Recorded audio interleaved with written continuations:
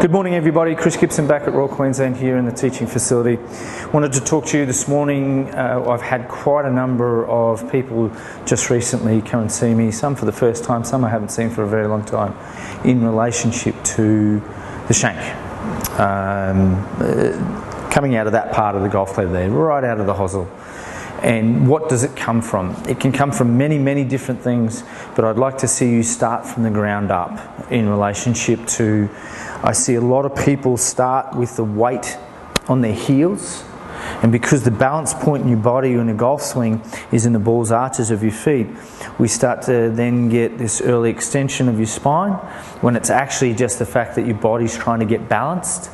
So it's trying to go to the balance point, and of course then the golf club moves from here. If I start from here and I move this way, the golf club moves away from me, and of course the ball comes out of the inside of the golf club.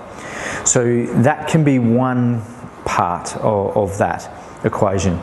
The other part is where we line up. We've talked about that previously. A lot of people tend to line up on the inside of the golf club.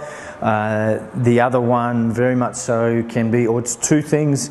It can be a massive over-the-top move, so the club moves out that way and gets closer to the hosel, or it can be the exact opposite and go too far from the inside and moving out that way. Generally speaking, they're the three things that happen when people hit the hosel or shank the golf ball. So I encourage you to check your address position. I don't want you to try and change anything as such, apart from rock backwards and forwards, have the golf club on the ground, rock backwards and forwards and see where that balance point is. If you're too far on your heels, which we see a lot of, because certainly when I grew up learning how to play the game of golf, we got told that, we need to sit on the bar stool, we need to have good posture and we need to sit on the bar stool. So we have that going too far into our heels.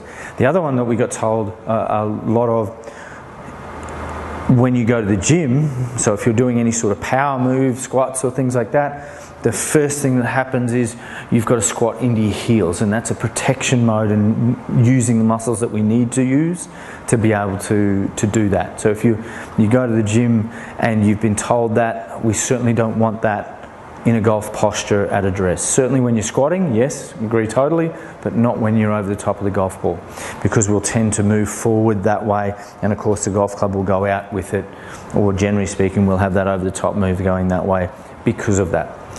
So if you do happen to have those nasty little shanks, and you know that they're coming out of the heel, not a toe shank, please try those three things. Certainly start from the ground up and then go from there. Take care, look forward to seeing you soon.